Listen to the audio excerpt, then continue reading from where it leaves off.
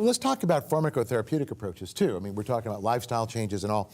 How will the pharmacotherapeutic approaches and treatment goals to cardiometabolic disorders change, if at all? And perhaps Dr. Calabrese, you could address the SGLT2 inhibitors. Where do they fit in terms of current standards of care? What are the current goals of treatment? And how are all these new pharmacotherapeutic agents going to modify? Yeah, I think it dovetails on what Ken was talking about, in that we do need to take a much more holistic approach to managing these patients, which is, achieving control across, a full spectrum of comorbidities, addressing not just one singular component, but all components as best as we possibly can.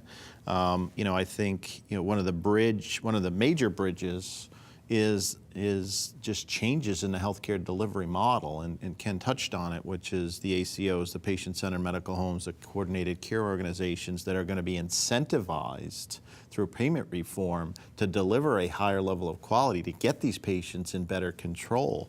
And it is a much more team-based approach that brings in those various disciplines that are necessary in order to provide this more holistic approach. As far as the drug therapies coming down the pike, you've got drugs like the SGLT2 inhibitors, you've got dual PPAR agents.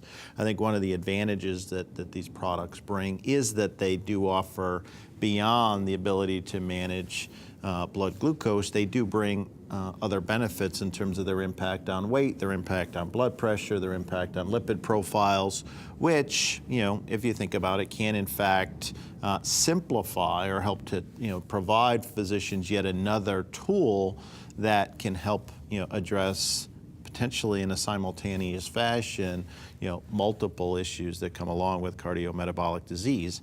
Now, again, where these drugs fit in remains to be determined. We still, obviously the data is still accumulating. We've got a number of these products in the pipeline today. And, I think that where they fit in will play itself out once these products hit the market and docs, like Dr. Handelsman. We just had our first SGLT2 approved within like the last week. Right. So there's no way to know where it fits in soon. yet. But again, it just gives another tool for physicians as they learn about the drug to use in managing patients more individually. But there are a few things about, because you said SGLT2, that you look at the drug at what it does. So it does act like a diuretic, and therefore there is a reduction in blood pressure. It does reduce weight, and it does improve glucose, and it does it early on. And that's very important. It's not for late disease, it's for early disease, may eventually be studied for prevention, may actually become the first drug for type 1. It's not been approved for that yet, but it's a non-insulin related drug. That's a drug with a huge amount of potential that we just now got with this. But the challenge too, though, is the hemoglobin A1C impact of these products is still somewhat limited, which in turn is going to translate to multiple, you're still going to have multiple products used in combination in many instances based on. Yes, maybe, because the SGLT2 is around the 0.91%, at least the one that was approved. On the A1C, from a baseline of 8 and below, it would give you about a 0.8 from a baseline of 7.5. So you're getting that with metformin.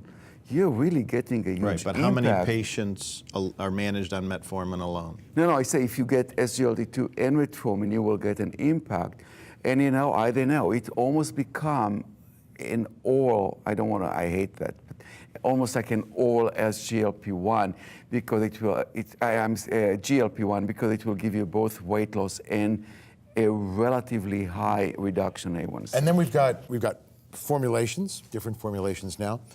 Different delivery systems like the pen, for example, long-acting derivatives. Have all this stuff mixed together, how has this achieved glycemic goals in patients? Well, it really helped. It really helped tremendously to get type 1 patients to a much better goal.